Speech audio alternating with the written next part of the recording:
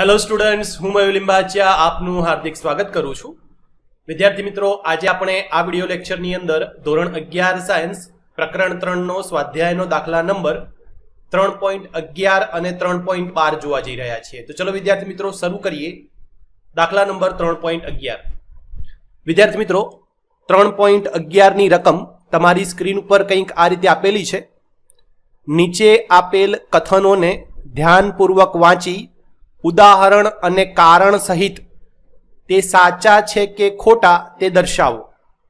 કણની એક પારિમાણિક ગતિમાં, બરાબર, તો અહીંયા જે પણ તમને કથનો આપેલા છે એ કણની એક પારિમાણિક ગતિ માટેના કથનો આપેલા છે અને એ કથનો સાચા છે કે ખોટા એ આપણે કારણ આપી સમજાવવાનું છે. બરાબર, તો સૌથી પહેલું કથન શું કહે છે જુઓ. કોઈ એક ક્ષણે તેની ઝડપ શૂન્ય હોવા છતાં તેનો પ્રવેગ અશૂન્ય હોઈ શકે છે. તો વિદ્યાર્થી મિત્રો, આ જે કથન છે એને મારે જો ઉદાહરણ સહિત સમજાવવું હોય તો આ રીતે આપણે એક ઉદાહરણ લઈ શકીએ. ધારો કે કોઈ એક પદાર્થને ઉધ્વ દિશામાં ફેંકવામાં આવે છે. ધારો કે એને ફેંકવામાં આવે તો ઉપર અમુક અંતરે એટલે કે મહત્તમ ઊંચાઈ પ્રાપ્ત કરી આ જે દડો છે, પથ્થર છે, કોઈ પદાર્થ છે, એ શું થશે? ફરીથી નીચે આવશે.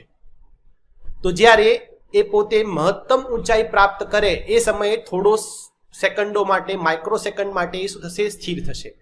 એનો મતલબ કે આ વખતે એની ઝડપ શું છે? મહત્તમ ઊંચાઈએ શૂન્ય. પરંતુ એની ઉપર પૃથ્વીનું જે ગુરુત્વાકર્ષણ બળ છે એના કારણે ગુરુત્વ પ્રવેગ તો લાગતો જ હશે. તો આપણે અહીંયા લખી શકીએ કે આન્સર આવશે એનો. પદાર્થને ઉધ્વ દિશામાં ફેંકતા મહત્તમ ઊંચાઈએ ઝડપ શૂન્ય હશે, પરંતુ પ્રવેગ અશૂન્ય હશે. બરાબર, તો આ ક્યારે શક્ય બને? જ્યારે પદાર્થને ઉધ્વ દિશામાં ફેંકવામાં આવે ત્યારે પદાર્થ ઉપર જઈ થોડા સેકન્ડો માટે રોકાય પછી પાછો નીચે આવે તો એ જે મહત્તમ ઊંચાઈ પ્રાપ્ત કરે છે એ વખતે ઝડપ એની 0 હોય અને પ્રવેગ નીચેની તરફ સતત લાગતો હોય. બરાબર, તો આ એનું ઉદાહરણ થશે. તો વિદ્યાર્થી મિત્રો, પહેલું કથન કેવું સાબિત થયું? પહેલું કથન સાબિત થયું સાચું. આપણે કહેવાનું છે કે કથન સાચું છે કે ખોટું. તો પહેલું કથન આપણે સાચું સાબિત કર્યું. હવે આપણે બીજું કથન જોઈએ. બીજું કથન શું કહે છે જુઓ. ઝડપ શૂન્ય હોવા છતાં તેનો વેગ અશૂન્ય હોઈ શકે છે. તો વિદ્યાર્થી મિત્રો, આ કથન છે ખોટું. કેવી રીતે? ઉદાહરણ દ્વારા સમજીએ. તો જુઓ, અહીંયા હું બીનો આન્સર લખું છું, તમને સમજાવીશ કેવી રીતે. ધારો કે કોઈ પદાર્થ, આ સુરેખ પથ છે, એ અહીંયા પડેલો છે. હવે આ પદાર્થ જો અહીંયા પડેલો હોય અને એની ઝડપ 0 હોય, એનો મતલબ શું થયો? કે પદાર્થ કેવો છે? સ્થિર છે. જો ઝડપ 0 હોય એનો મતલબ કે પદાર્થ ગતિ કરતો જ નથી. પદાર્થ કેવો છે? સ્થિર છે. તો ઝડપ જ્યારે 0 એનો મતલબ કે પદાર્થ સ્થિર. અને જો પદાર્થ સ્થિર હોય તો વેગનું સમીકરણ શું છે? વેગનું સમીકરણ છે સ્થાનાંતર ભાગ્યા સમયગાળો. બરાબર, સ્થાનાંતર. પદાર્થે સ્થાનાંતર તો કર્યું જ નથી, એનો મતલબ કે સ્થાનાંતર શું થાય? જો ઝડપ હોય, ઝડપ 0 તો સ્થાનાંતર 0. કેમ કે પદાર્થ કેવો છે? સ્થિર છે. અને પદાર્થ સ્થિર હોય તો સ્થાનાંતર પણ શું થાય? 0. એનો મતલબ કે વેગ પણ શું થાય? શૂન્ય. તો કથન કેવું થશે? કથન ખોટું થશે. વેગ અશૂન્ય હોઈ શકે નહીં. વેગ કેવો હશે? શૂન્ય હશે. જો ઝડપ શૂન્ય હોય તો વેગ પણ કેવો હોય? શૂન્ય હોય. તો વિદ્યાર્થી મિત્રો, મારે આને કથન લખવું હોય કે કેમ ખોટું છે તો શું લખી શકાય? પદાર્થની ઝડપ બરાબર જો શૂન્ય હોય, અથવા એવું લખી શકાય શબ્દોની અંદર, પદાર્થની ઝડપ જો શૂન્ય હોય તો તે પદાર્થ સ્થિર હશે અને જો પદાર્થ સ્થિર હોય તો તેનો વેગ પણ કેવો હોય? શૂન્ય હોય. તેનો વેગ પણ કેવો હોય? શૂન્ય હોય. બરાબર છે. તો આ એનો આન્સર છે. તો ચલો હવે કથન સી જોઈએ. તો વિદ્યાર્થી મિત્રો, કથન સી માં શું કહે છે? ઝડપ અચળ હોય તો પ્રવેગ હંમેશા શૂન્ય હોય છે. વિદ્યાર્થી મિત્રો, આ કથન સાચું છે. બરાબર? કેવું છે કથન? સાચું કથન છે. બરાબર? તો કેવી રીતે? ચલો ઉદાહરણ દ્વારા સમજીએ. તો વિદ્યાર્થી મિત્રો, સી નો આન્સર અહીંયા લખું છું. ધારો કે મારી પાસે સુરેખ પથ પર એક પદાર્થ ગતિ કરે છે. ધારો કે એની ઝડપ અચળ હોય અને આપણે માની લઈએ છીએ v બરાબર 10 મીટર પર સેકન્ડ જેટલી. અચળ એટલે બદલાશે નહીં. આખા ગતિપથ દરમિયાન ઝડપ બદલાય નહીં. તો પ્રવેગનું સૂત્ર શું છે? પ્રવેગનું સૂત્ર છે વેગમાં થતો ફેરફાર ભાગ્યા સમયગાળો, અથવા આપણે a બરાબર delta v by delta t પણ લખીએ છીએ. તો ડેલ્ટા v શું છે? ડેલ્ટા v છે v2 માઇનસ v1. પણ તમે જુઓ અહીંયા આ જે ઝડપ, હવે અહીંયા વેગ અને ઝડપ સુરેખ પથ પર સમાન થશે. બરાબર? તો આ કેસમાં જે ઝડપ છે એ ઝડપ તો બદલાવાની નથી, એટલે કે 10 માઇનસ 10, તો ડેલ્ટા વી કેટલા આવ્યા? 0. એનો મતલબ કે જો અહીંયા આપણે 0 મૂકીએ તો પ્રવેગ પણ કેવો થઈ જાય? 0 થઈ જાય. તો એનો મતલબ કે પ્રવેગ પણ કેવો છે? શૂન્ય છે. એનો મતલબ કે આપણું કથન સી સાચું બને. બરાબર? તો સ્ટેટમેન્ટમાં શું લખી શકીએ આપણે? આન્સરમાં શું લખી શકાય? આવું લખી શકાય: પદાર્થ જ્યારે અચળ ઝડપથી ગતિ કરતો હોય તો તેનો પ્રવેગ શૂન્ય થશે. બરાબર? તો વિદ્યાર્થી મિત્રો, આ છે તમારું કથન 3 નો આન્સર. હવે આપણે કથન નંબર 4 જોઈએ, એટલે કે ડી.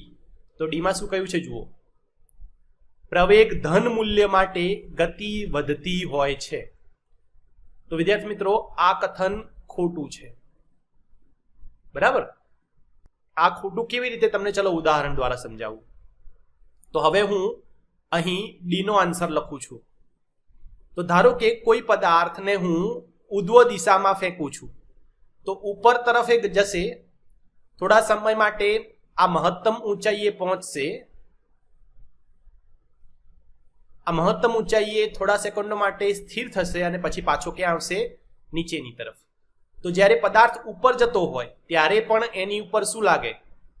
ગુરુત્વ પ્રવેગ લાગે નીચે તરફ. જ્યારે મહત્તમ સ્થાને હોય ત્યારે પણ ગુરુત્વ પ્રવેગ લાગે નીચે તરફ, એ બરાબર જી જેટલો. બરાબર છે? તો જે પ્રવેગ છે એ સતત લાગે છે. સતત લાગવા છતાં પદાર્થ જેમ જેમ ઉપર જાય છે એનો વેગ કે ઝડપ ઘટે છે. અને ઘટે તો જ શું થાય? મહત્તમ ઊંચાઈએ વેગ કે ઝડપ કેવી થઈ જાય? શૂન્ય થઈ જાય. એનો મતલબ કે પ્રવેગનું મૂલ્ય સતત છે છતાં પણ વેગ કેવો થાય છે? ઘટે છે. અને અમુક સમય પછી પદાર્થ કેવો થઈ જાય છે? મહત્તમ ઊંચાઈએ સ્થિર થઈ જાય છે. તો કથન કેવું થાય કે પ્રવેગ ધન મૂલ્ય માટે ગતિ વધતી હોય છે. તો અહીંયા પ્રવેગ સતત લાગતો હોય એટલે એનું મૂલ્ય કેવું હોય? ધન હોય. તો આપણે એવું કહી શકીએ કે પ્રવેગ ધન મૂલ્ય હોવા છતાં જ્યારે પદાર્થ ઉપર ફેંકવામાં આવે ત્યારે એની ઝડપ વધતી નથી, એની ઝડપ કેવી થાય છે? ઘટે છે. તો મુક્ત પતનનો કિસ્સો તમે કહી શકો, અથવા મુક્ત પતનનો કિસ્સો લઈને તમે આ જવાબને ખોટો સાબિત કરી શકો. તો સ્ટેટમેન્ટ શું લખાય કે પદાર્થ ઉધ્વ દિશામાં ફેંકવામાં આવતા તેના પર પ્રવેગ સતત એટલે કૌંસમાં ધન મૂલ્યનું લાગતું હોય છે. કોના દ્વારા લાગે છે? પૃથ્વી દ્વારા, ગુરુત્વ પ્રવેગ. પરંતુ પદાર્થ ધીરે થાય છે, એટલે કે પદાર્થ જેમ જેમ ઉપર જાય છે કેવો પડે છે? ધીરે પડે છે. બરાબર. તો એના કારણે પદાર્થની ઝડપ ઘટે છે અને અમુક સમય બાદ એ સ્થિર થાય છે. બરાબર. તો વિદ્યાર્થી મિત્રો, આ એનો આન્સર હતો. તો આશા રાખું છું કે તમને ચારે ચાર કથનો સમજાયા હશે. તમે આ પ્રમાણે જ્યારે કોઈ તમને દાખલાની અંદર કોઈ કથન આપેલું હોય અને સાચું ખોટું પૂછે તો તમે એના અનુસંધાનમાં કોઈ ઉદાહરણ લઈને એને સમજાવી શકો. તો ચલો વિદ્યાર્થી મિત્રો, હવે આપણે દાખલા નંબર 3.12 તરફ જઈએ. 3.12 ની રકમ તમારી સ્ક્રીન ઉપર કંઈક આ રીતે આપેલી છે. કોઈ એક દડાને 90 મીટરની ઊંચાઈ પરથી ફર્શ પર પડતો મૂકવામાં આવે છે. ફર્શ સાથેના પ્રત્યેક સંઘાત દરમિયાન દડો તેની મૂળ ઝડપના 10મા ભાગ જેટલી ઝડપ ગુમાવે છે. દડાની આ ગતિ માટે t બરાબર 0 થી t બરાબર 12 સેકન્ડ માટે ઝડપ અને સમયનો આલેખ દોરો. એટલે વિદ્યાર્થી મિત્રો, આપણે અહીંયા ઝડપ વિરુદ્ધ સમયનો આલેખ દોરવાનો છે. બરાબર. તો સૌથી પહેલા તો આપણે અલગ અલગ જે મૂલ્યો છે એ મૂલ્ય શોધી નાખીશું અને ત્યારબાદ બધા મૂલ્યો મળી ગયા પછી આપણે શું કરીશું? એનો ગ્રાફ દોરીશું. ઓકે. તો જુઓ, સૌથી પહેલા તમને એક આકૃતિ દ્વારા સમજાવવાનો પ્રયત્ન કરું. તો ધારો કે મારી પાસે આ દડો છે. હવે દડો અત્યારે h1 બરાબર 90 મીટર ઊંચાઈ જે તમને રકમમાં આપેલી છે એટલી ઊંચાઈએ અત્યારે મેં પકડેલો છે. તો જ્યારે મેં હાથેથી પકડેલો હોય ત્યારે એનો વેગ શું થાય? પ્રારંભિક વેગ 0 થશે. જ્યારે દડાને 90 મીટર ઊંચાઈથી છોડવામાં આવે વિદ્યાર્થી મિત્રો, તો ધીમે ધીમે દડો નીચે જાય અને નીચે જવાથી દડાનો વેગ ધીમે ધીમે વધશે. ધારો કે જમીનથી અથડાયા પહેલા આનો વેગ આપણે ધારી લઈએ છીએ v1. તો સૌથી પહેલા તો આપણે શું શોધવું પડે વિદ્યાર્થી મિત્રો? v1 નું મૂલ્ય શોધવું પડે. ચલો, બીજી વસ્તુ, દડો 90 મીટર ઊંચાઈ પર હતો. હવે એને જ્યારે છોડું છું ત્યારે જમીન ઉપર અથડાવા કેટલો સમય લાગશે? એટલે કે છોડ્યા પછી જમીનને અથડાય તે દરમિયાન કેટલો સમય લાગે એ સમય પણ આપણે શોધવો પડે. એનો મતલબ કે જો એને આપણે t1 ગણીએ તો મારે શું શોધવું પડશે? t1 પણ શોધવું પડશે. એટલે સૌ પ્રથમ વિદ્યાર્થી મિત્રો, દડો ઉપરથી નીચે આવે છે. આને આપણે કેસ નંબર 1 ગણી લઈએ. કેસ નંબર 1 કયો?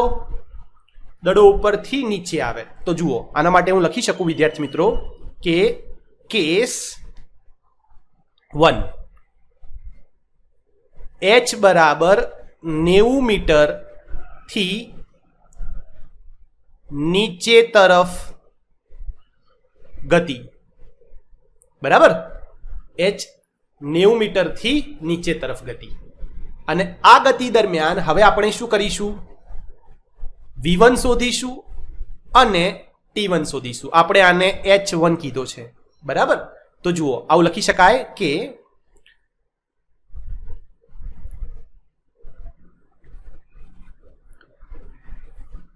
પદાર્થ એટલે આપણા કેસમાં દડો છે તો આપણે ડાયરેક્ટ લખીએ દડો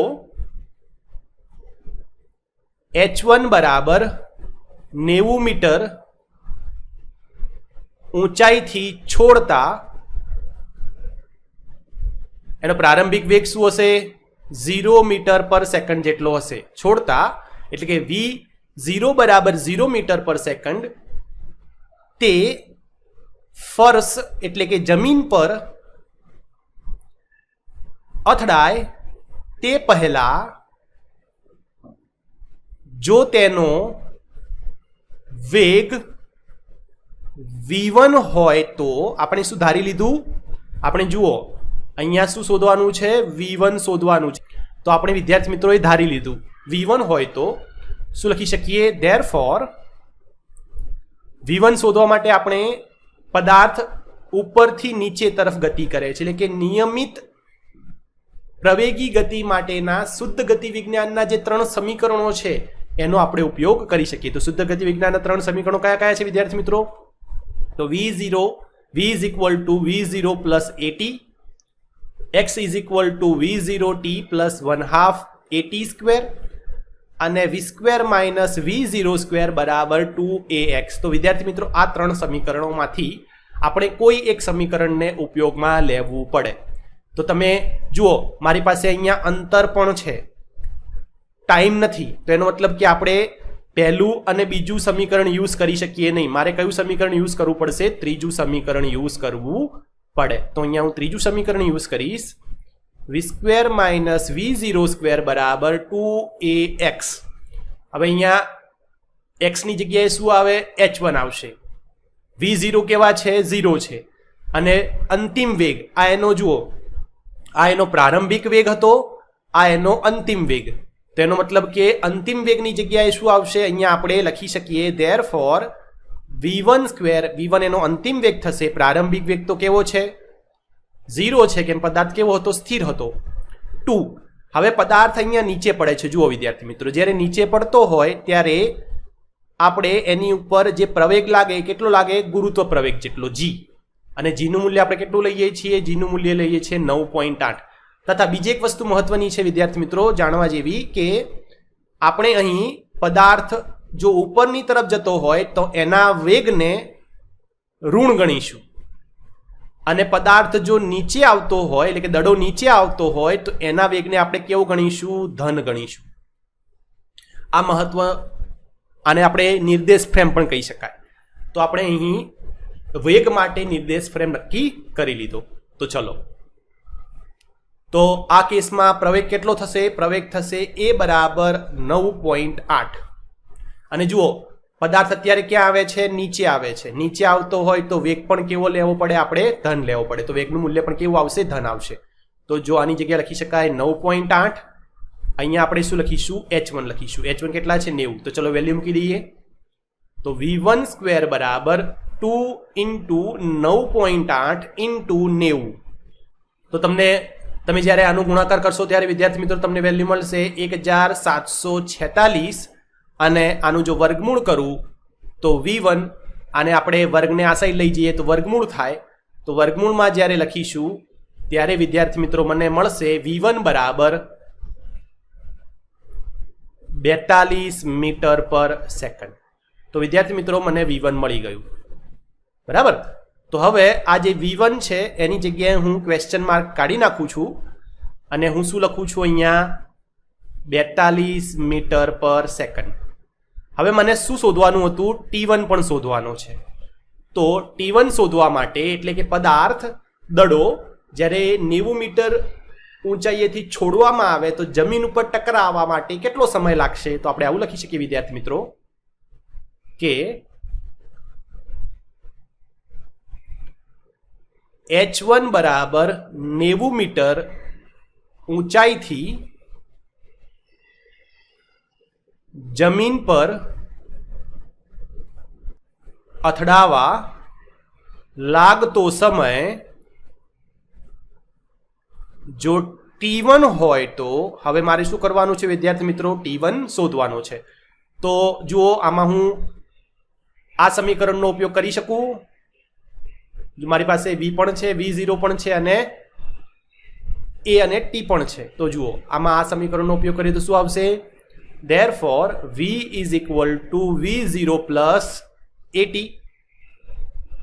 v એટલે અંતિમ વેગ. અંતિમ વેગ કેટલો હતો વિદ્યાર્થી મિત્રો? અંતિમ વેગ v1 જેટલો. પ્રારંભિક વેગ કેટલો હતો? 0.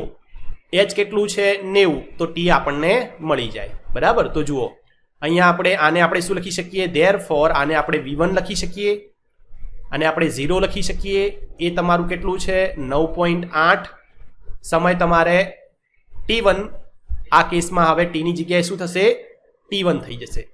તો V1 ની જગ્યાએ વેલ્યુ મૂકો, V1 ની જગ્યાએ વેલ્યુ કેટલી મળી? 42.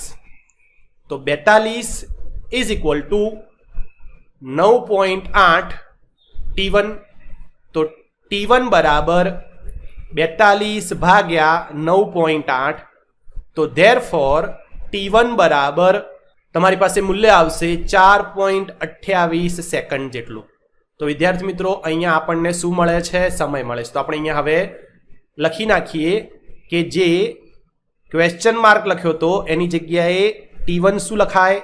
T1 બરાબર 4.28 સેકન્ડ. તો વિદ્યાર્થી મિત્રો હવે દડો જમીન ઉપર ટકરાય છે. તો જમીન ઉપર ટકરાયા પછી દડો ક્યાં જશે? પાછો ઉપર જશે. તો ધારો કે દડો જમીન ઉપર ટકરાયા પછી પાછો ઉપર આવે છે, અહીંયા આવ્યો, બરાબર.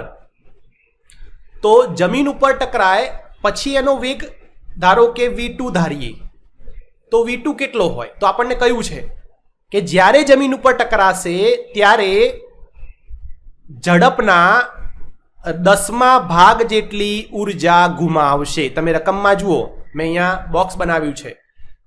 ઝડપના 10મા ભાગ જેટલી ઉર્જા ગુમાવે, એનો મતલબ કે અહીંયા નીચે લખી શકાય આપણે કે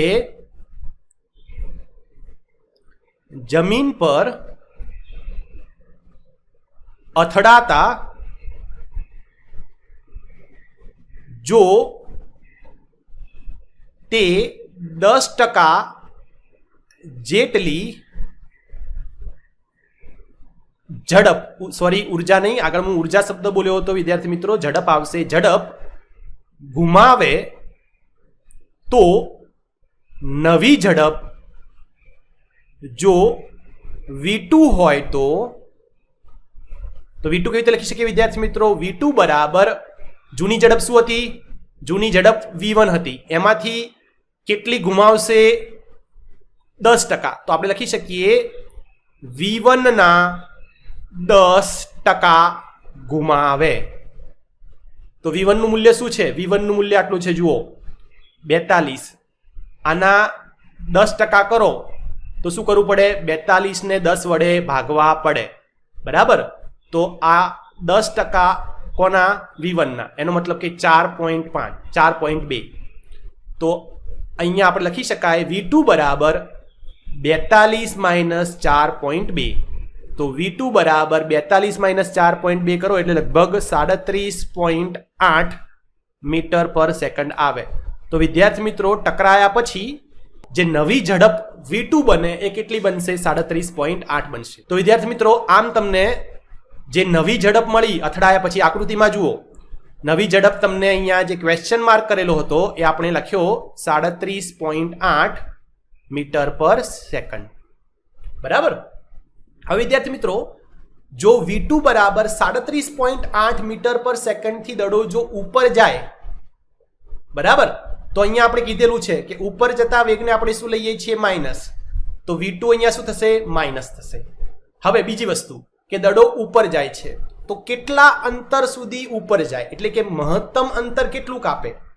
તો સૌથી પહેલા તો વિદ્યાર્થી મિત્રો અહીંયા આપણે h શોધવું પડે, એટલે કે આ અંતર શોધવું પડે, બરાબર.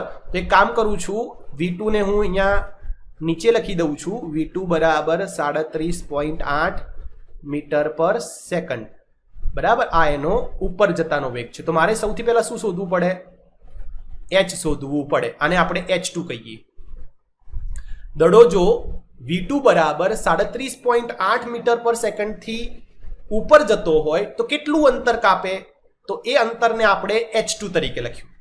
તો h2 આપણે સૌથી પહેલા શોધવાનું રહેશે. ત્યારબાદ દડો કેટલા સમયમાં ઉપર પહોંચશે, એટલે કે અહીંયા કેટલા સમયમાં પહોંચે, તો એનો મતલબ કે T2 પણ શોધવાનું રહેશે. તો પહેલા આપણે આને આપણે હવે કેસ નંબર 2 કહીશું અને કેસ નંબર 2 માટે h2 અને T2 શોધીશું. તો જુઓ અહીંયા લખીશું હવે કેસ નંબર 2. કેસ નંબર 2 કયો છે?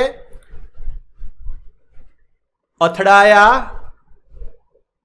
પછી ઉપર તરફ ગતિ લખી શકાય. અથડાયા પછી ઉપર તરફ ગતિ. તો આ કેસ નંબર 2 છે. તો કેસ નંબર 2 માં આપણે શું શોધવાનું છે? સૌથી પહેલા H2 શોધવાનું છે. તો આપણે એવું લખી શકીએ કે V2 બરાબર 37.8 મીટર પર સેકન્ડના વેગથી ઉપર તરફ જો મહત્તમ અંતર H2 મળે અથવા H2 કાપે તો આપણે H2 શોધવાનું રહેશે. તો H2 શોધવા માટે વિદ્યાર્થી મિત્રો ફરીથી આપણે જે 3 ગતિના સમીકરણો છે એમાં હું આ સમીકરણ યુઝ કરી શકું. v² માઇનસ v0 સ્ક્વેર બરાબર 2ax. x ની જગ્યાએ શું લખીશું? h લખીશું. તો હવે આ કેસની અંદર અહીંયા જુઓ, દડો જમીન ઉપર ટકરાય છે. હવે અહીંયા ઉપર જે આકૃતિ દોરી છે અહીંયા નીચે દોરું છું. આ એનો v1 વેગ હતો, ટકરાયા પછી એનો વેગ v2 થયો. દડો ક્યાં પહોંચે છે? ઉપર પહોંચે છે. તો આપણે શું શોધવાનું છે? જમીનથી આ ઊંચાઈ શોધવાની છે h2 અને સમય શોધવાનો છે t2. તો જુઓ, આ એનો પ્રારંભિક વેગ થાય. એનો મતલબ કે v0 ની જગ્યાએ શું લખી શકાય? v2 લખી શકાશે. અને પદાર્થ ઉપર જશે મહત્તમ અંતરે એનો વેગ શું થાય? 0 થઈ જાય. અને પછી દડો પાછો નીચે પડે. તો એનો મતલબ કે અંતિમ વેગ શું થશે? 0 થશે. તો અહીંયા 0 v2 નો સ્ક્વેર બરાબર 2. હવે આ કેસની અંદર જે v2 છે એ v2 કેવા થશે વિદ્યાર્થી મિત્રો? ઉપરની તરફ જાય છે. તો v2 બરાબર શું થાય? માઇનસ 37.8 મીટર પર સેકન્ડ. બરાબર? કેમ આપણે શું કર્યું છે? નીચે આવતાને ધન લીધા છે, ઉપર જતા વેગને કેવા લીધા છે? ઋણ લીધા છે. તો v2 આપણે શું મૂકવું પડે? માઇનસ 37.8 મૂકવું પડે. તો જુઓ, પ્રવેગ તો કેવો આવશે? ધન જ આવશે. કેમ પ્રવેગ હંમેશા ક્યાં લાગે છે? પ્રવેગ હંમેશા નીચે લાગે છે. તો પ્રવેગ હંમેશા કેવો આવે? ધન જ આવે. તો આને આપણે શું લખીશું? h2. તો વેલ્યુ મૂકો. ચલો, તો વેલ્યુ મૂકે તો શું આવે? માઇનસ 37.8 નો વર્ગ બરાબર આ 9.8 ગુણ્યા 2 કરવું એટલે 19.6 થશે h2. તો વિદ્યાર્થી મિત્રો અહીંયા h2 ને શું કરીશ? h2 ને હું સૂત્રનો કરતા બનાવું છું. તો h2 બરાબર માઇનસ 37.8 ગુણ્યા, અથવા ડાયરેક્ટ વર્ગ જ કરી લઈએ, ચલો ગુણ્યા લખવું નથી, ભાગ્યા 19.6. તો જ્યારે વિદ્યાર્થી મિત્રો તમે માઇનસ 37.8 નો વર્ગ કરશો ત્યારે તમને મળશે માઇનસ 1428.84 ભાગ્યા 19.6. આનું સાદુરૂપ આપો એટલે તમને મળે h2 બરાબર માઇનસ 72.9 મીટર. તો વિદ્યાર્થી મિત્રો આ તમને ઊંચાઈ મળી ગઈ. બરાબર છે? તો આ કેસમાં તમને ઊંચાઈ મળી. હવે શું શોધવાનું છે? સમય શોધવાનો છે. તો જુઓ, આપણે એવું લખી શકીએ કે v2 બરાબર 37.8 કેટલા હતા? 37.8 જ છે ને? એકવાર જોઈ લેવા દો મને. હા, 37.8 મીટર પર સેકન્ડ જેટલા વેગથી ઉપર h2 બરાબર માઇનસ 72.9 મીટર અંતર કાપવા. હવે આ માઇનસ કેમ આવ્યું વિદ્યાર્થી મિત્રો? કેમ કે દડો ઉપર જાય છે. તો ઉપર જે સ્થાનાંતર કરે એ સ્થાનાંતરને આપણે શું લીધું છે? માઇનસ લીધું છે. તો એટલા માટે h2 કેવું આવ્યું? માઇનસ આવ્યું. બરાબર છે? કાપવા લાગતો સમય એને આપણે હવે t2 કીધો છે. જુઓ, અહીંયા શું કીધો છે? t2 કીધો છે. તો હું અહીંયા નામ શું આપીશ? t2 આપીશ. t2 હોય તો વિદ્યાર્થી મિત્રો આપણી પાસે સમીકરણ છે v is equal to v0 plus at. તો આ કેસમાં અહીંયા જુઓ આકૃતિમાં v0 કયો થશે? v2 થશે. અંતિમ વેગ કયો થશે? v થશે. બરાબર? તો અહીંયા અંતિમ વેગ કયો થાય? 0. v0 એટલે પ્રારંભિક વેગ કયો છે? v2 છે. વત્તા a. આને શું નામ આપ્યું? t2 નામ આપ્યું. તો હવે વેલ્યુ મૂકી દો. ધેરફોર 0 V2 કેટલા છે 37.8, એ કેટલા છે સોરી અહીંયા માઇનસ આવશે -37.8. બરાબર. કેમ માઇનસ લખ્યું વિદ્યાર્થી મિત્રો? જુઓ મેં તમને કીધેલું છે કે દડો ક્યાં જાય છે? ઉપર જાય છે, તો વેગ કેવો લેવાનો? -37.8. તો -37.8 આ કેટલો થશે? 9.8 T2, કેમ કે એ તો હંમેશા ધન જ રહે છે. તો આને આપણે ડાબાથી જમણી સાઈડ લઈ જઈએ તો લખી શકાય 9.8 T2 બરાબર 37.8. તો લખી શકાય ધેરફોર T2 બરાબર 37.8 ભાગ્યા 9.8. બરાબર. તો વિદ્યાર્થી મિત્રો T2 આવશે 3.857 સેકન્ડ. તો T2 શું આવે? 3.857 સેકન્ડ આવશે. તેનો મતલબ કે દડો ઉપર પહોંચવા માટે લાગતો સમય T2 બરાબર કેટલો થયો? 3.857 સેકન્ડ. તો વિદ્યાર્થી મિત્રો જે પ્રથમ આકૃતિ આપણે દોરેલી હતી એમાં તમને H પણ મળી ગયો. જુઓ H કેટલો મળ્યો? H તમને મળ્યો 72.9. T કેટલો મળ્યો? 3.857 સેકન્ડ. બરાબર. હવે દડો ઉપરથી નીચે આવશે તો અહીંયા બાજુની અંદર આપણે દોરીએ છીએ. હવે આને હું બાજુમાં દોરું છું. તો દડો ક્યાં છે અત્યારે? અહીંયા છે. હવે ઉપરથી ક્યાં આવશે? નીચે. તો આને હું કેસ નંબર 3 ગણીશ. તો દડો હવે ઉપરથી નીચે આવે છે. તમને હાઈટ તો કેટલી છે? હાઈટ તો આટલી જ રહેશે, H2 બરાબર 72.9. પરંતુ જ્યારે ઉપરથી નીચે જમીન ઉપર જસ્ટ અથડાય એ પહેલા ધારો કે એનો વેગ V3 આપણે શોધવો પડે, જેમ આપણે અહીંયા V1 શોધેલો હતો તે પ્રમાણે. બરાબર. અને સાથે સાથે નીચે પડવા માટે લાગતો સમય પણ શોધવો પડે, જેને આપણે શું નામ આપીશું? અહીંયા T2 આપ્યું હતું, તો અહીંયા શું આપીશું? T3 આપીશું. તો કેસ 3 માટે આપણે V3 અને T3 શોધીશું. ઓકે. તો જુઓ લખી શકું અહીંયા વિદ્યાર્થી મિત્રો કે કેસ નંબર 3. બરાબર. કેસ 3. કેસ 3 નું નામ શું છે?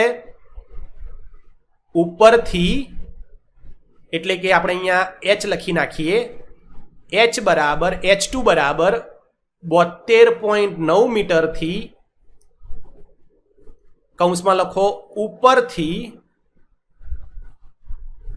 નીચેની ગતિ લખી શકાય આ રીતે. તો આ તમારી જે ત્રીજી વખતે દડો પડ્યો ઉપર ગયો, હવે ઉપરથી નીચે આવે છે, આપણે એ ત્રીજો કેસ લીધો. તો આને હું સૌથી પહેલા મેં તમને કીધું શોધવાનું શું છે? જુઓ આકૃતિમાં શોધવાનું છે આપણને V3 અને T3. ઓકે. તો હવે V3 માટે લખી શકું કે દડો, પદાર્થ નહીં લખીએ આપણે દડો કયો છે? તો દડો H2 બરાબર 72.9 મીટરથી નીચે પડતા જમીનને અથડાય તે પહેલા જો તેનો વેગ V3 હોય તો અહીંયા જમીનને અથડાય તે પહેલા છે. સમજો. જુઓ અહીંયા આકૃતિ દોરું છું બાજુમાં. દડો હવે ઉપરથી નીચે આવે છે. આટલી તમને આ જમીન છે, આ તમને હાઈટ આપેલી છે. H2 બરાબર 72.9. તમારો અહીંયા પ્રારંભિક વેગ V0 શું હશે? 0 હશે. પરંતુ જમીનને અથડાય એ પહેલા એનો વેગ આપણે કયો માન્યો? V3 માન્યો. તો V3 આપણે શોધવાનો છે. તો એના માટે સમીકરણ શું આવશે? એના માટે સમીકરણ આપણે લખી શકાય V² - V02 બરાબર 2AX. આપણે આગળ કેસ નંબર 1 માં જે યુઝ કર્યું હતું એની એ જ પદ્ધતિ હવે ફોલો કરતા જવાનું છે. બરાબર. તો જુઓ અહીંયા પ્રારંભિક વેગ કેટલો? 0. અંતિમ વેગ કેટલો થશે? V3. તો V ની જગ્યાએ શું લખી શકું? V3 નો વર્ગ. પ્રારંભિક વેગ કેટલો થશે? 0. 2 એ કેટલા થશે? 9.8. એચ કેટલા આપેલા છે? એચ તમને આપેલા છે અહીંયા આપણા કેસમાં H2 થશે. તો હવે વેલ્યુ મૂકી દો. V3 ને આપણે શોધવાનો છે. 2 ઇન્ટુ 9.8 ઇન્ટુ 72.9. તો વિદ્યાર્થી મિત્રો આ કેસમાં તમારી પાસે મૂલ્ય શું આવશે? તો જુઓ V3 સ્ક્વેર બરાબર અહીંયા મૂલ્ય આવશે 1428.84. વર્ગમૂળ કરો એટલે તમારી પાસે મૂલ્ય આવે 37.8 મીટર પર સેકન્ડ જેટલું. તો વિદ્યાર્થી મિત્રો તમને V3 મળી ગયો. V3 કેટલો મળ્યો? આ તમારો કેસ નંબર 3 છે, યાદ રાખજો. બરાબર, V3 તમને મળ્યો 37.8 મીટર પર સેકન્ડ જેટલો. પરંતુ હજી સમય T3 શોધવાનો બાકી છે. તો ચલો સમય T3 શોધીએ. તો વિદ્યાર્થી મિત્રો લખી શકાય H2 બરાબર 72.9 મીટર ઊંચાઈથી V3 બરાબર 37.8 મીટર પર સેકન્ડ જેટલા વેગથી જમીન પર અથડાવા લાગતો સમય જો T3 હોય તો T3 શોધવા માટે હું શું કરીશ? આ સમીકરણ યુઝ કરીશ. V is equal to V0 plus AT, જેમ આપણે કેસ નંબર 1 માં યુઝ કર્યો હતો તે પ્રમાણે. તો આ કેસમાં તમે જુઓ અહીંયા આકૃતિમાં અંતિમ વેગ કેટલો છે? V3 જેટલો. પ્રારંભિક વેગ કેટલો છે? V0 જેટલો. તો વિદ્યાર્થી મિત્રો અંતિમ વેગ V ની જગ્યાએ આપણે શું છે? V3. V0 શું છે? પ્રારંભિક 0. એ બરાબર કેટલા થશે? 9.8. અને સમય કેટલો લેવાનો છે? T3 જેટલો. તો તમે V3 ની વેલ્યુ મૂકો. V3 ની વેલ્યુ કેટલી છે જુઓ. દડો ઉપરથી નીચે આવે છે એટલે V3 ની વેલ્યુ હવે પોઝિટિવ લેવાની. બરાબર, કેટલી લેવાની? 37.8. તો 37.8 બરાબર 9.8 T3. તો T3 બરાબર 37.8 ભાગ્યા 9.8. તો વિદ્યાર્થી મિત્રો T3 આવશે 3.857 સેકન્ડ.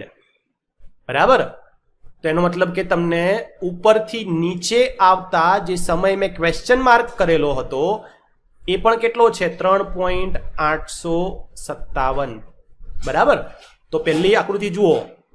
પહેલી આકૃતિની અંદર પણ આપણે T3 અને V3 શોધી લીધા. તો અહીંયા એની વેલ્યુ લખી દઉં કે T3 આપણને મળ્યા 3.857 સેકન્ડ અને V3 મળ્યા 37.8 મીટર પર સેકન્ડ. તો વિદ્યાર્થી મિત્રો હવે દડો ટકરાયા પછી આપણને રકમમાં કહ્યું છે 10% ઝડપ ગુમાવે. જો 10% ઝડપ ગુમાવે તો નવી ઝડપ V4 લખી શકાય. તો અહીંયા લખવું પડે આપણે કે કેસ નંબર 3 માં જ્યારે દડો જમીન પર અથડાય ત્યારે એનો વેગ કેટલો હતો? V3 37.8 મીટર પર સેકન્ડ. તો 10% ઝડપ ગુમાવે.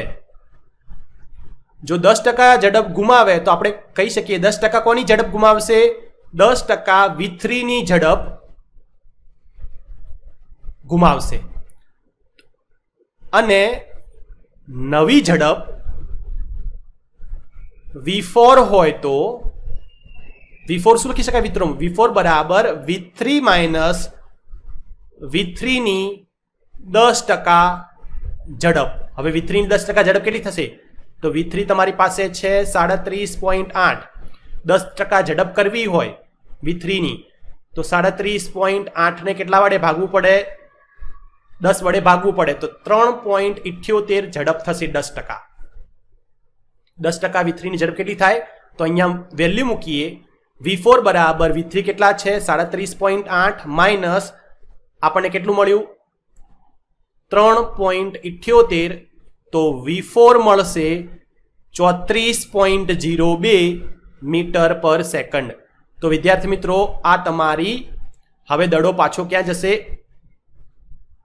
V4 વેગે ઉપર જશે. બસ આટલી સુધી જ આપણે રાખીએ છીએ, હવે આગળ વધતા નથી. કેમ કે આપણે જે સમય લેવાનો છે 12 એ અહીંયા સમાપ્ત થશે. કેવી રીતે થાય છે જુઓ, પ્રથમ આકૃતિમાં જુઓ. હવે કેમ આગળ નથી કરવાનું એનું કારણ તમને કહું તો આ વેગ કેટલો આવ્યો? 34.02 મીટર પર સેકન્ડ જેટલો આવ્યો. જુઓ દડો નીચે પડે છે તો શરૂઆતમાં સમય કેટલો થયો? 4.28. પછી દડાને નીચેથી ઉપર આવતા કેટલો સમય લાગ્યો? T2. આ T1 છે. T2 કેટલો લાગ્યો? T2 લાગ્યો 857 અને પછી દડો ઉપરથી પાછો નીચે આવે છે કેસ 3 માં T3. તો એનો પર સરવાળો કરો કેટલો આવશે? એ તમને મળ્યો 3.857. વિદ્યાર્થી મિત્રો આ બધાનો તમે સરવાળો કરશો એટલે તમને મળશે 11.99, એટલે કે નિયરલી ઇક્વલ ટુ 12 સેકન્ડ. તો વિદ્યાર્થી મિત્રો હવે આનાથી આગળ જવાનું નથી. તો હવે આપણે શું કરીશું? આ જે આકૃતિ છે એના અનુસંધાનમાં ઝડપ વિરુદ્ધ સમયનો ફક્ત ગ્રાફ દોરવાનો બાકી રહ્યો. તો આ બધી માહિતીનો ઉપયોગ કરી હું ગ્રાફ સરળતાથી હવે દોરી શકું. તો હવે વિદ્યાર્થી મિત્રો આપણે ગ્રાફ બનાવીશું. ગ્રાફ બનાવવા માટે મેં જે સ્ટાર્ટિંગમાં આકૃતિ દોરી હતી એ મેં ગ્રાફની ઉપર મૂકી છે, જેથી કરીને આપણે આ આકૃતિનો ઉપયોગ કરી કેસ વાઇઝ ગ્રાફ બનાવી શકીએ. તો જુઓ સૌપ્રથમ દડો ક્યાં છે? 90 મીટરની ઊંચાઈએ પકડેલો છે. તો એ વખતે એનો વેગ કેવો હશે? V0 બરાબર 0. એનો મતલબ કે ઉદ્ગમ બિંદુ ઉપર આ પદાર્થ અત્યારે અહીં પડેલો છે, દડો અત્યારે અહીં પડેલો છે. ગ્રાફમાં તમે જોઈ શકશો. બરાબર છે. હવે એને છોડું છું તો જમીન અથડાયા પહેલાં એનો વેગ કેટલો થાય છે? V1 બરાબર 42 મીટર પર સેકન્ડ. તો તમે જુઓ આ 40 છે, 40 ને 42 અહીંયા થશે. તો આપણે આ લાઈન દોરી શકીએ. અને સમય કેટલો લાગે છે? તો જુઓ આ મેં અહીંયા લખ્યું હતું T1, આ H1 છે. તો સમય કેટલો લાગે છે? 4.28. એટલે 4 અને 5ની વચ્ચે આપણે 4.28 અહીંયા બનાવી શકીએ. તો જુઓ 4.28નો મેં ઉપર પ્રક્ષેપ પાડ્યો તો મને આ મૂલ્ય મળ્યું. એનો મતલબ કે આ બંને ક્યાં ભેગા થયા? અહીંયા. તો હવે ત્યાંથી હું ઉદ્ગમથી હું આને જોડી શકું તો આ તમને મૂલ્ય મળશે. આ થશે તમારો કેસ 1, આ તમારો કેસ 1 અને આ થશે V1. V1 હતો જમીન ઉપર ટકરાય છે અને 10% ઘુમાવે છે તો V2 મળ્યો. V2 કેટલો છે? 37.8. તો જુઓ 35 છે, 35 ને 2 37 અને 0.8 એટલે 38, લગભગ 38 જેવું આપણે લઈ શકીએ. તો ધારો કે લગભગ આ 38 છે, 37.8 અને આ હતા 42. બરાબર. તો આ પોઈન્ટ તો આપણે કહી શકીએ કે હવે વેગ કેવો થશે? ઘટશે અને ક્યાં આવશે? 37.8 ઉપર આવશે. ઓકે. પછી કેસ નંબર 2 આવ્યો. તો કેસ નંબર 2માં તમને વેગ કેટલો મળે છે? આ કેસની અંદર 37.8. તો વેગ તો આટલો જ રહેશે. હવે આ કેસની અંદર દડો નીચે કેટલા સમયે ટકરાય છે? તો નીચે 3.857 સેકન્ડે. તો હવે T બરાબર એટલે કે T1 બરાબર કેટલા છે? 4.28 અને હવે T2 એડ કરો તો T2 કેટલા છે? 3.857. તો સરવાળો કરો તો શું આવે? 7. 8 ને 4 12 ને 3 તોકડો વિધિ પડી 1, 8 2 10 ને 1 11 નો એકડો વિધિ પડી 1, એટલે 8.1 લઈ લો, એટલે કે લગભગ અહીંયા. તો અહીંયાથી હવે તમે ગ્રાફ બનાવી શકો 8.1 ઉપર. ઓકે. તો તમને આ બીજો ગ્રાફ મળ્યો. આ શું છે? તો આ જે V2 છે નીચેથી ઉપર જવા માટે એ તમારી V2 થશે. તો આ તમારો કેસ 2 છે. બરાબર. હવે કેસ 3માં આવી જાઓ. તો કેસ 3માં પદાર્થ અહીંયા હતો, એ દડો અહીંયા હતો, હવે નીચે પડે છે. તો વેગ કેટલો છે? 37.8. એમાંથી કેટલો થાય છે ટકરાયા પછી? 34.2. તો હવે 37.8 વેગ છે. તો અહીંયાથી આપણે ઉપર લઈ જવું પડે. ક્યાં સુધી લઈ જવું પડે? 37.8 સુધી. તો એનો મતલબ કે સોરી, અહીંયા થોડું આડું દોરાઈ ગયું છે, હું એક્ઝેક્ટ કરવાનો પ્રયત્ન કરું છું. ઓકે. અને કેટલો સમય? તો જુઓ આની અંદર ફરીથી T2 કેટલા છે જુઓ, 3.857. તો આમાં 3.857 એડ કરો તો 7 ને 7 14 ચોકડો, વિધિ પડી 1, 5 ને 4 9, 8 ને 1 9, 8 ને 3 11. તો લગભગ 12 સેકન્ડ. તેનો મતલબ કે 12 સેકન્ડ અહીંયા થાય. તો મારે શું કરવું પડશે? અહીંયાથી ગ્રાફ બનાવવો પડે 12 સેકન્ડ પર. હવે શું થાય છે? T3માંથી વેગ 10% ઓછો થાય છે અને કેટલો બને છે? 34.2. તો જુઓ આ 35 છે, 35 નીચે 34. તો એને આપણે આગળ લઈ જઈએ તો વેગ ઘટશે અને કેટલો બનશે? બરાબર. પછી આપણે આગળ જઈએ તો પાછું આમ થાય. તો આ થશે તમારો V3 વેગ, આ થશે તમારો V4 વેગ, અને આ તમારો થશે કેસ નંબર 3. તો વિદ્યાર્થી મિત્રો, આ તમારો ગ્રાફ બને છે. ગ્રાફ એકચ્યુઅલી આવો આવશે, તમે બુક્સમાં જોશો તો તમને ખ્યાલ આવશે કે આમ છે, પછી આમ આવશે, પછી આમ આવશે, પછી પાછો ઉપર જશે, પછી પાછો આમ આવશે, પાછો આમ થશે. તો આવો ગ્રાફ આવે છે. અહીંયા આપણી પાસે બરાબર ગ્રાફ હતો નહીં, એટલા માટે થોડું આવું થયું છે, અને મેં લાઈન પણ સીધી બનાવી નથી, તો એના માટે થોડું ચલાવી લેજો. પરંતુ તમને ટેકનિક ખ્યાલ આવી જાય એ મહત્ત્વનું છે. બરાબર. તો આશા રાખું છું કે તમને આ દાખલો સમજાયો હશે. જે વિદ્યાર્થી મિત્રો નવા છે, પ્લીઝ ચેનલને સબસ્ક્રાઈબ કરો, તમારા ફ્રેન્ડ સાથે એને શેર કરો, નોટિફિકેશન બેલ આઇકોન પણ દબાવો. હવે આપણે મળીશું નેક્સ્ટ વિડીયો લેક્ચરમાં. ત્યાં સુધી બધા વિદ્યાર્થી મિત્રોને થેન્ક્સ ફોર વોચિંગ. બાય.